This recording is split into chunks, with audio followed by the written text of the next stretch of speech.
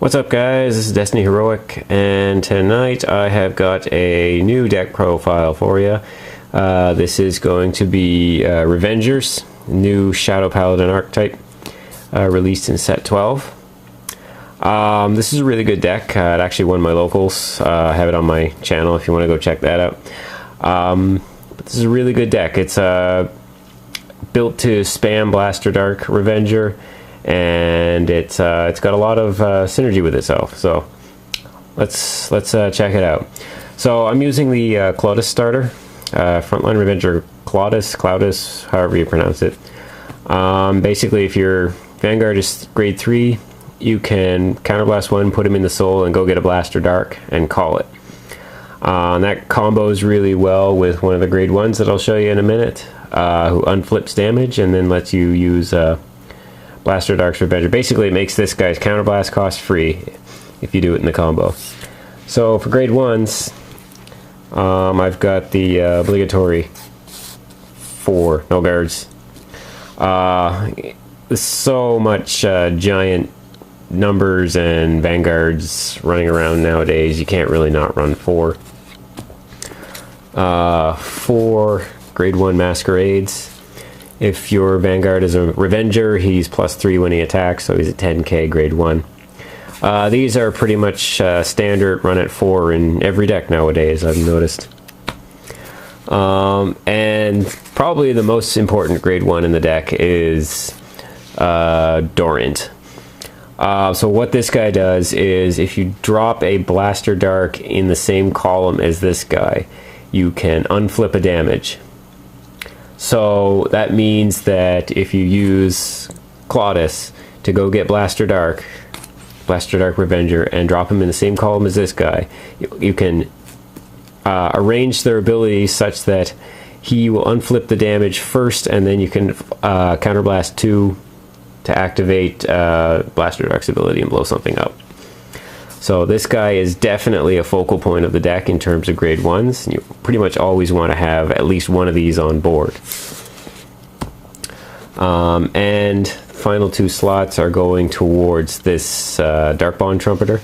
I'm finding in a lot of the decks that I built lately that I have, I usually do 14 grade 1s.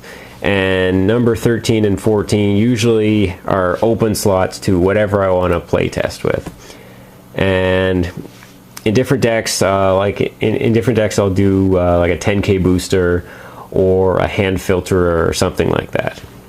In Revengers, I'm using these guys. What this will do is counterblast 1 and call a grade 0 from your deck. It uses up a trigger because I'm not running any extra Clodus. So basically, you'd want to bring out a draw trigger, and it's basically to fuel your Raging Form Dragon effect. So for grade 2, obviously we're going to do 4 Blaster Dark Revenger. If you have a Revenger Vanguard, you counterblast 2 and retire a unit in your opponent's front row. I already talked about the combo with Dorint, and basically the deck is built to spam this guy. So theoretically, you can drop all 4 of these and blow something up in every game, because the deck is built to spam them. And I'm using the grade 2 Masquerade. Like the grade 1 3k boost, or 3k plus when you have a Revenger, this type of monster, the 12k attackers, are showing up in every deck at 4. So why not play this guy? There's not a whole lot of other grade 2 Revengers to choose from, so we're going to go with that. And to fill out the grade 2 lineup, I'm using 3 Tartus. The usefulness of this is that if you don't have a Clodus, or not a Clodus, a Dorint, you can go search for one. And then intercept it away, and then drop a Blaster Dark in the same column. For grade 3s, nothing too special here. 4 Break Rides, Mordreds. When you Break Ride, counterblast 1, go search for a Shadow Paladin, call it, and it gains +5. So basically, this is really good if you set up a column with Tart on a previous turn with a Durant. You can intercept with a Tart, go up to 4 damage, and then break ride this guy, bring out the Blaster Dark at +5, and unflip a damage, which basically negates the cost that this guy paid, and then blow something up. So this guy's really good if you can chain ride multiple times on the same guy. So you can get a Blaster Dark and a Retire effect every turn, basically for free. And the reason this is a good deck now is Revenger Raging Form Dragon. This guy is so evil. This guy makes Phantom Blaster Dragon, makes us wonder why we ever played Phantom Blaster Dragon. So at the end of the attack that this guy attacked, doesn't even have to hit. You retire 3 Revengers, ride a copy from your hand standing, and then you can swing again, and he gains plus 10,000 when he does. So on a break ride turn, that's a lot of overwhelming power that they have to deal with. So yeah, we love this guy. If he swings just by himself, the first attack, if he's not limit breaking or break ridden or anything, you can counterblast 1 and pump him by 3. That's really important if you boost him with a 7k, because that pushes him up to, that's an 18k column, plus 3 puts him up to 21, and 21 is the magic number that you want to hit as often as you possibly can.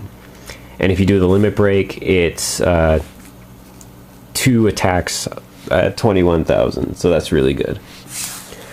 And so for our trigger lineup, there's nothing really too special. 4 heals, obviously, 8 criticals, and 4 draws. Basically everything Revenger. There are some builds I've seen that are using an extra draw trigger from the previous Shadow Paladins. But where you do have as special counterblasts and Revenger requirements in this deck, it can be slightly dangerous to use non-Revengers, even if it's only 1. I've seen games lost because the 1 draw trigger is not a Revenger. So that's that deck. Let me know what you think. There's nothing really. The deck kind of built itself when the set came out. There's not a whole lot out for Revengers yet. So down the road we're going to have some new interesting stuff for Revengers, but let me know what you think of this deck. Do you think it's top tier? How do you think it can compete with current meta decks, specifically in relation to Narukami Descendant and Link Joker? Yeah, so tell me what you think. Thanks for watching, and peace.